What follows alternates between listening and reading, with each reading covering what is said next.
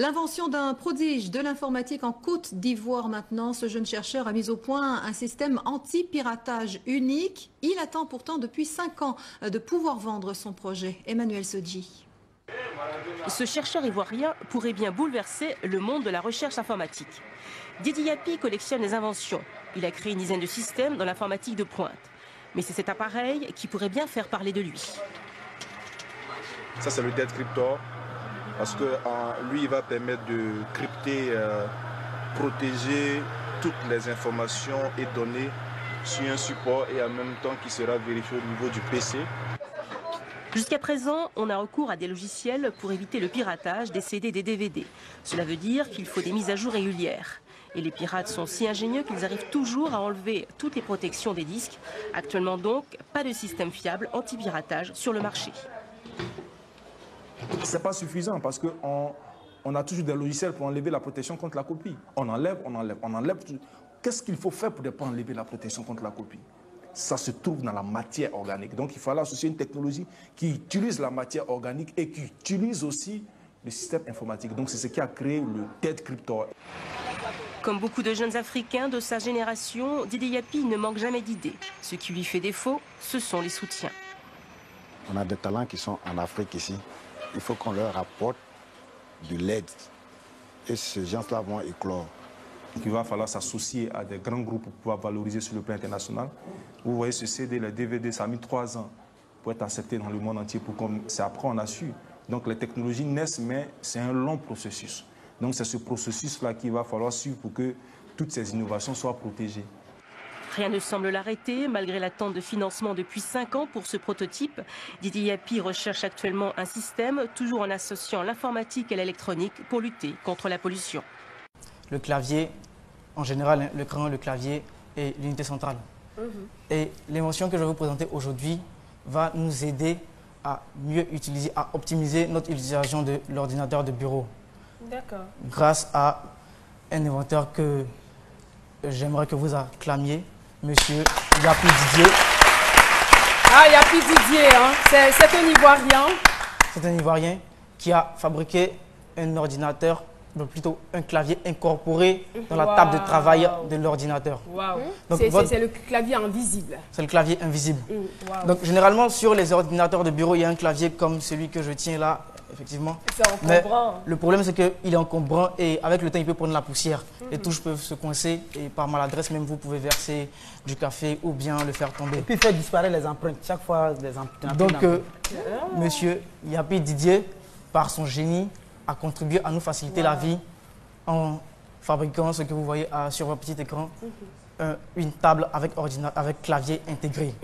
Mais cette invention est à quelle étape? Je veux dire, à quelle phase? C'est la phase expérimentale où il a besoin de quelque chose d'autre pour que ce soit accessible à tous? Là, c'est la version 1. D'accord. C'est le IK1. D'accord. Incorporated, un truc, comment je dirais ça? Incorporated Table 1. Cable 1. Ah, donc, clavier incorporé dans le clavier incorporé dans la table ou dans le bureau de travail. Oui. C'est vrai que tu es un grand frimeur. Mais vas-y, calme-toi. Ici, là, c'est millions, c'est large. Donc, lâche-toi, quoi. Donc, comme je disais, monsieur Yapi Didier, il a vu tout ce mal-là qu'on se donne pour travailler, parce que quand on travaille, il faut optimiser le temps de travail, il faut travailler rapidement, facilement et librement. Donc avec le IK1, plus de problèmes de tasses de café qui se versent, plus de problèmes d'espace, d'encombrement et tout ça, il n'y a plus ça. Et comment ça marche? Vous voyez sur votre petit écran, le IK1 réagit avec la chaleur humaine. Donc la chaleur que va dégager vos doigts va comment dire ça, faire fonctionner le clavier, donc toutes les lettres. Et tout ce qu'on a autour du bureau, c'est quoi exactement? C'est juste la table. Hein? L'écran, ça c'est juste la table. Ok. Voilà, donc la chaleur que va dégager vos doigts va faire réagir la table. Donc toutes les lettres, tous les caractères que vous imprimerez, vous taperez, sortiront automatiquement, instantanément sur l'écran. Et Vu qu'il n'y a pas de caractère inscrit sur la table. Voilà. Ah bon? Oui, il n'y a pas de caractère. Si tu peux le voir, tu peux le voir. Je voulais te Mais demander si les caractères c'est quand même sont difficile. Hein, invisibles. Comment tu veux saisir un texte, comment tu fais pour savoir que oui, je veux écrire Mariam joue à la balle, tu vois pas les lettres. Par exemple, je veux écrire c'est midi. Vous savez, quand on pose une action, l'action, d'abord, avant de la poser, elle est prééditée dans le cerveau. Donc, par exemple, quand je vais écrire c'est midi, dans mon cerveau, c'est déjà écrit c'est midi. Ah oui. Wow. Oui,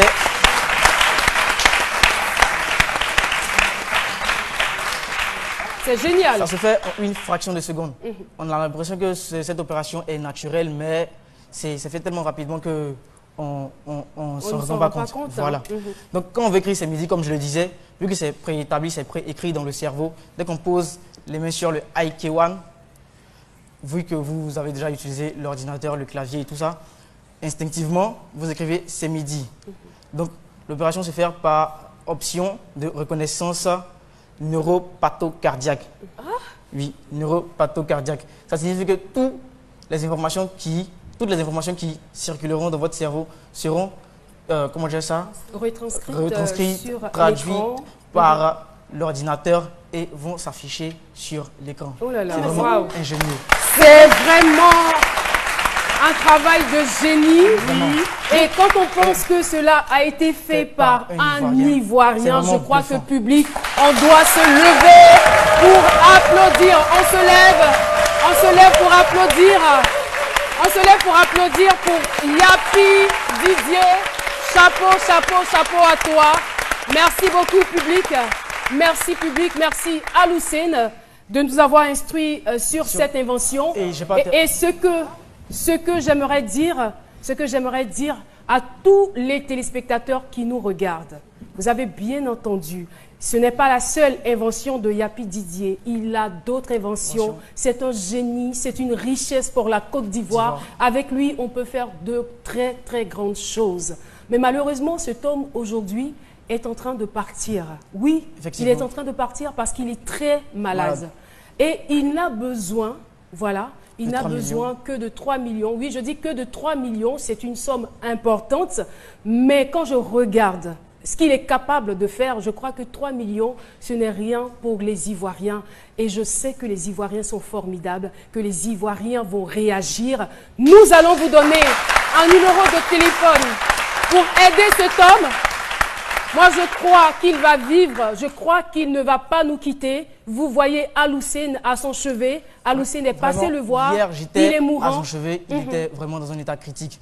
Et j'aimerais faire un appel à toutes les bonnes volontés, à toutes les personnes de bonne volonté, au président de la République, monsieur, son Excellence Alassane Ouattara, ainsi qu'à son épouse, à toutes les autorités. À tous les Ivoiriens. Tous les Ivoiriens sont concernés. De faire parler les cœurs pour monsieur Yapi Didier. Parce que c'est vraiment un grand génie pour ce pays. Il va apporter beaucoup. Et s'il part, je vous promets que c'est la Côte d'Ivoire qui perd.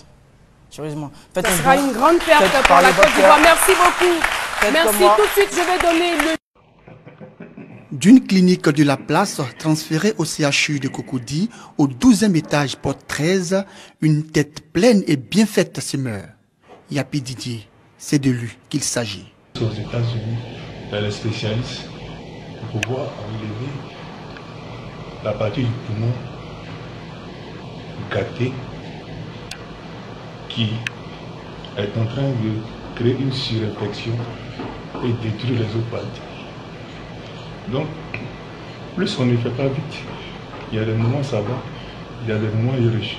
Son expertise et sa large vision technologique pour l'humanité et particulièrement pour la Côte d'Ivoire, son pays, ne souffre d'aucune ambiguïté. Chercheur, informaticien, inventeur de décrypteurs qui empêchent la copie illégale des CD-DVD reste et demeure unique au monde informatique. C'est un dernier appel qui lance aux autorités.